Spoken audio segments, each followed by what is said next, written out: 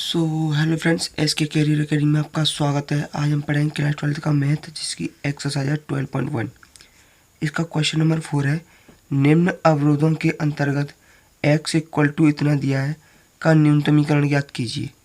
जबकि हमारे जो रेखिक समीकरण हैं वो इस प्रकार है। तो सबसे पहले हम इनका समीकरण बनाएंगे। ये हमने इनके समीकरण बना लिए। ये है समीकरण नंबर फर्स्ट, ये है सेकंड, ये है थर्ड और ये है फोर्थ। अब हम इनके मान ज्ञात करेंगे x और y के। तो सबसे पहले हम इसका मान ज्ञात करेंगे, तो इसे लिखेंगे समीकरण के रूप में, रहेगा x plus 3y equal to 3। Clear. अब क्योंकि बराबर में कितना है 3 है, तो 3 से हम दोनों ओर भाग देंगे, तो ये हो जाएगा x/3 और यहाँ पर हो जाएगा 3 से 3 कैंसिल हो जाएगा, तो y/1 हो जाएगा इक्वल टू 1। अब बराबर में 1 हो गया। तो इससे हमें पता चल रहा है कि x अक्ष पर ये कितने पर काट रही है, 3 पर, तो लिखेंगे 3,0 और y अक्ष पर कितने पर काट रही है, 1 पर, तो लिखेंगे 0,1। तो ये हो गए हमारे कोणीय बिंदु। तो देखेंगे इसके लिए हमारा आलेख बनेगा कुछ इस तरह। x अक्ष पर देखेंगे 3,0, तो ये हो जाएगा 3,0। y अक्ष पर देखेंगे 0,1, तो यहाँ पर होगा ये केंद्र हमारा 0,0। अब इससे इसे मिला देंगे तो हमारा जो आलेख है इस तरह बन जाएगा। अब दूसरे समीकरण को देखेंगे। दूसरा समीकरण दिया है हमारा x plus y equal to 2 के बराबर। 2 का इसमें भाग देंगे, तो ये हो जाएगा x/2 plus y/2 equal to 1। अब इससे पता चल रहा है हमें कि ये x अक्ष पर 2 पर काट रही है, तो लिखेंगे 2,0 और y अक्ष को भी किस पर काट रही है, 2 पर, तो लिखेंगे 0, यानी कि 2 पर काट रही है। तो इसका जो आलेख बनेगा हमारा, इसका आलेख बनेगा यहाँ पे 2,0 और यहाँ पर बनेगा 0,2। तो अब हम इन दोनों बिंदुओं को मिला देंगे।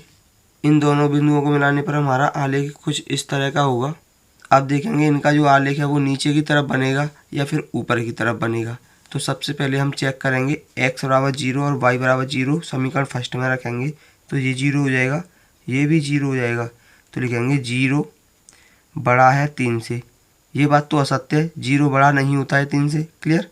अब यहाँ पर रख के देखेंगे कि x बराबर 0 y बराबर 0, तो 0 बड़ा है 2 से, ये बात भी असत्य है। मतलब दोनों बात असत्य हैं। इसका मतलब क्या है, हमारा जो आलेख बनेगा वो ऊपर की तरफ बनेगा, न कि नीचे की तरफ। अगर 0 छोटा होता 3 और 2 से तो बात सत्य होती, तो ये आलेख नीचे की तरफ बनता। अब किधर बनेगा, ऊपर की तरफ। तो हमारा जो आलेख है इस तरह का बन जाएगा। क्लियर। क्योंकि ये बाहर की तरफ इसका हल होगा, तो ये हो गया हमारा सुसंगत चित्र। इसे मान लेंगे हम बिंदु B।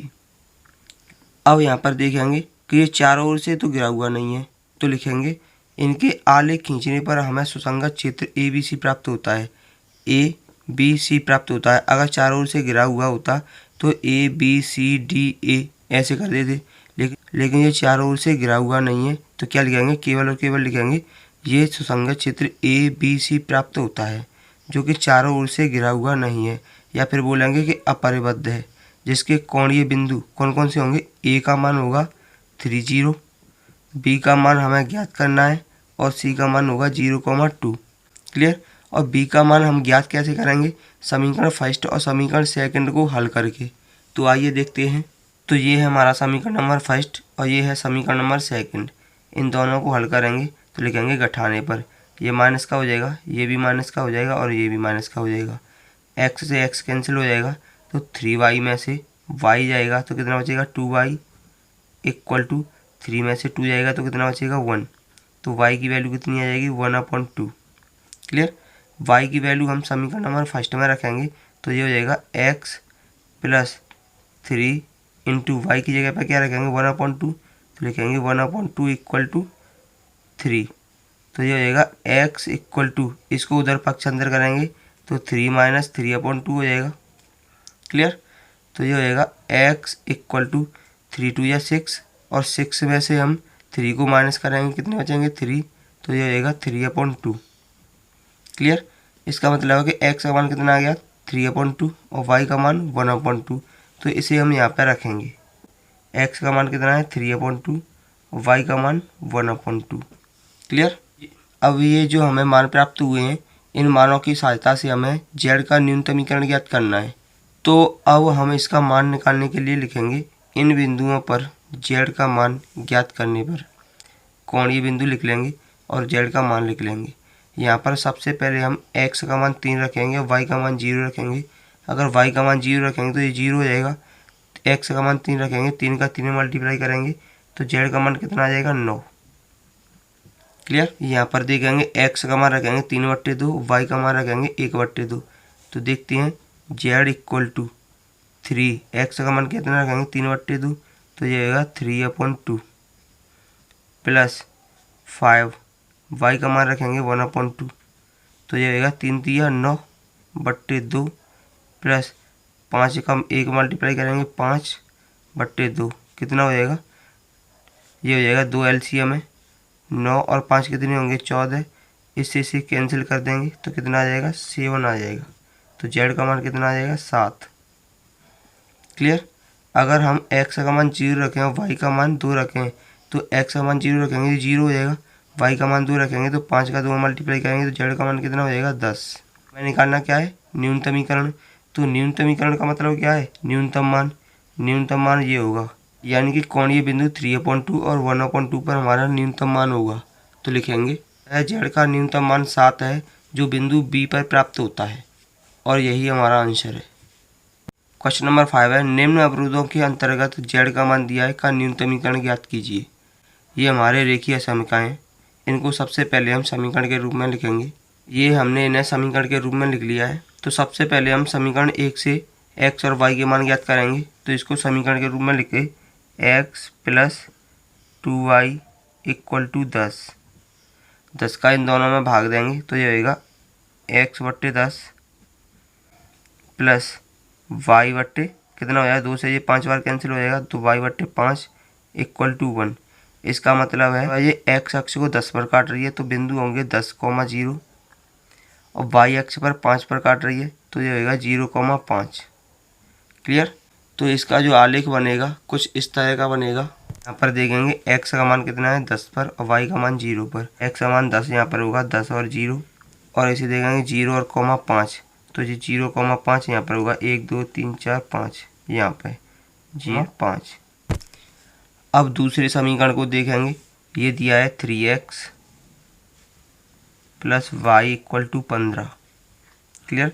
15 से इन दोनों में भाग देंगे तो ये 3 से 5 बार कैंसिल हो जाएगा तो ये हो जाएगा x/5 प्लस y/15 हो जाएगा यहाँ पर = 1। तो हमारे जो बिंदु होंगे x अक्ष को 5 पर काट रहे होंगे तो ये होगा 5,0 और y अक्ष को 15 पर काट रहे होंगे तो ये होगा 0,15। क्लियर। तो इसका जो आलेख बनेगा इस तरह का बनेगा। यहाँ पर हमने लिख लिया 0.5,0 और यहाँ पर होगा हमारा 0,15। अब इन दोनों बिंदुओं को मिला देंगे। यहाँ पर इन दोनों बिंदुओं को मिलाने पर हमें ये आलेख प्राप्त होगा। क्लियर। अब देखेंगे कि इसका जो हल बनेगा वो नीचे की तरफ बनेगा या फिर ऊपर की तरफ बनेगा। अगर यहाँ पर हम x = 0 y = 0 रखें तो ये प्राप्त होगा 0, छोटा होगा यहाँ पर 10। तो ये बात तो सत्य है 0 10 से छोटा है। अब यहाँ पर रख के देखेंगे x = 0 y = 0 तो ये हो जाएगा 0, छोटा है 15 से। ये बात भी सत्य है। तो इसका आलेख किधर बनेगा नीचे की तरफ बनेगा, यानी कि यहाँ पर बनेगा। तो ये क्योंकि ये दोनों का कॉमन है तो इसमें बना देंगे। ये हो गया हमारा सुसंगत क्षेत्र। क्या होगा ये सुसंगत क्षेत्र। और ये जो बिंदु है वो होगा हमारा B। तो इसे मान लेंगे बिंदु A और इसे मान लेंगे बिंदु B और इसे मान लेंगे बिंदु C और इसे मान लेंगे बिंदु O, जहाँ पर 0,0 होंगे। तो अब लिखेंगे इनके आलेख खींचने पर हमें सुसंगत क्षेत्र प्राप्त होता है जो कि चारों ओर से घिरा हुआ है अर्थात परिबद्ध है। तो इसके हमें जो कोणीय बिंदु प्राप्त होते हैं वो इस प्रकार होते हैं। तो यहाँ पर लिखेंगे जिनके कोणीय बिंदु O है हमारे 0,0 पर हमारा 5,0 और बी के हमें ज्ञात करने हैं, सी के हैं 0,5। क्लियर। तो बी के हम किस प्रकार ज्ञात करेंगे, समीकरण फर्स्ट और सेकंड को दोनों को हल कर लेंगे। तो यहाँ पर है हमारे समीकरण फर्स्ट और ये है सेकंड। तो सबसे पहले हम समीकरण नंबर फर्स्ट में हम 3 से मल्टीप्लाई कर देंगे। 3x plus 6y equal to 10 में 3 का मल्टीप्लाई करेंगे तो कितना हो जाएगा 30। ऐसे ही समीकरण नंबर सेकंड कितना है 3x plus y equal to 15। घटाने पर करेंगे तो ये माइनस माइनस के हो जाएंगे, ये कैंसिल हो जाएगा।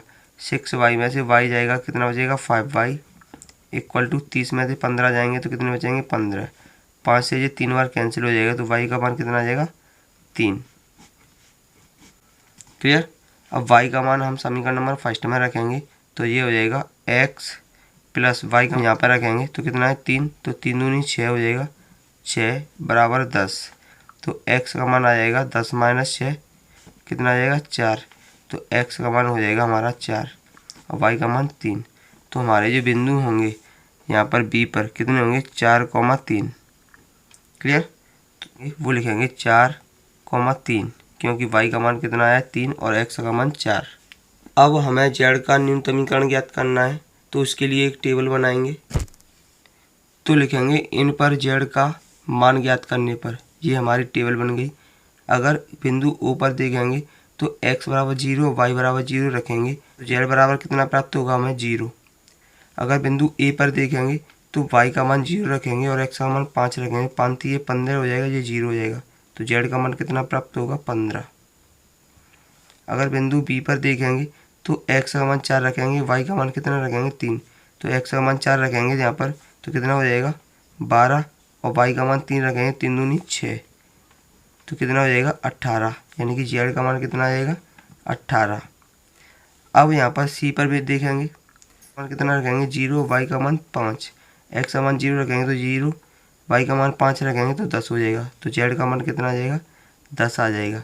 यहाँ पर देखेंगे न्यूनतम मान कौन सा है, यहाँ पर न्यूनतम मान है हमारा 0 तो लिखेंगे ये है न्यूनतम मान।